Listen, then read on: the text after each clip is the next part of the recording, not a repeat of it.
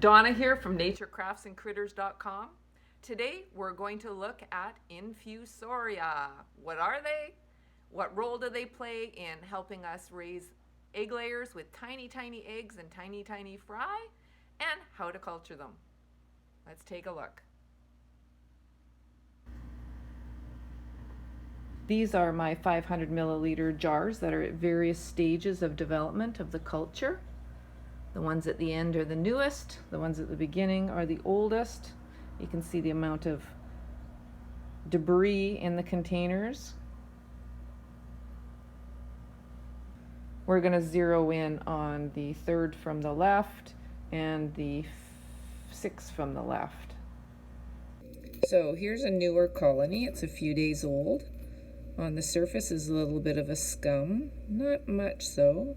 And if I hold it really still, you can see not the Daphnia. The Daphnia are the larger things in here, but the things on the surface, the little tiny little dots, are actually the Infusoria. And if I go down the water column, hold it really still, you might be able to see just a few moving around in there.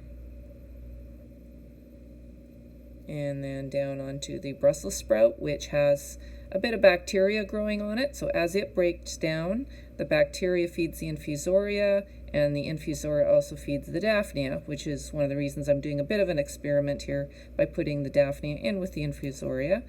And anyway, just to give you an idea. And let me see if I can zoom in on my camera and see if we can get a close-up. There we go. Now we can start to see some of the teeny tiny little guys floating around in there. That's my maximum zoom. So these guys are pretty tiny. And then compared to the Daphnia, you can see how much larger they are. And these are small Daphnia. They still have growing to do. So it gives you just an idea of what we're actually dealing with. Really teeny tiny little guys. There is also some duckweed on the surface there. And sometimes I even throw in a snail or two. I like creating little habitats. The snails will clean up some of the debris at the bottom and turn that back into something that's edible by the Infusoria. More bacteria. So nice little ecosystems can last a little bit longer. So let's see if I can go back and focus on these guys one more time before we go and see a higher population of them.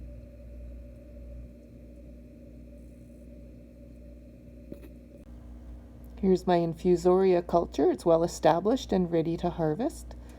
You can see the little vertical columns of tiny, tiny little invertebrates, and they're falling down to the ground.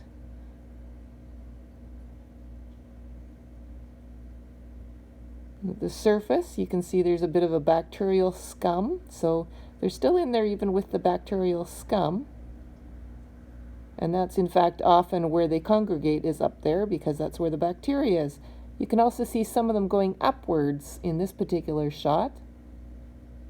And that's how they exchange, so they're constantly moving inside the jar. Here's a picture from the top of the jar. There we go. You can see the opaqueness of the bacterial scum on the surface. When I change my light underneath, we can actually see the population on the surface there. And then I drop it down, you can see the horizontal lines of the colonies that are dropping down that we saw earlier. So that's just me moving my flashlight downwards. It's at the bottom of the jar right now. Now I'll bring it back up slowly, so you can see different things depending on where the flashlight is. And let's go back to the side of the glass. Same thing here. I'll back up a bit. Depending on where you put the flashlight, allows you to see worse or better. So you can see them going up near the left-hand side. There we go, from the top. Pretty cool stuff. These are ready to harvest.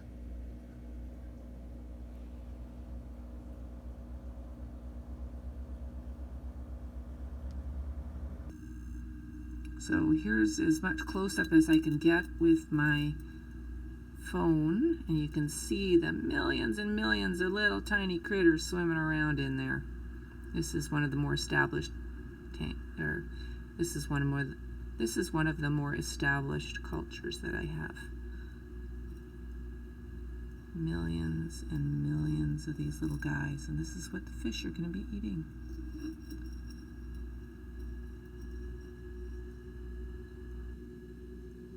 I believe this is 50 times magnification on a phone. I think that's what they give us.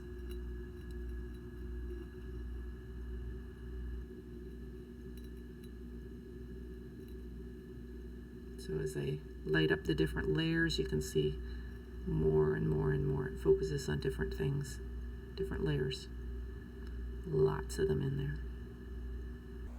So to harvest, all you do is take a baster, dip it in just below the surface in an area where there's a fairly high density of them, or one of the columns, suck it up, and then simply transfer to your container. And from there, you just dump this container into your fry tank. Free food.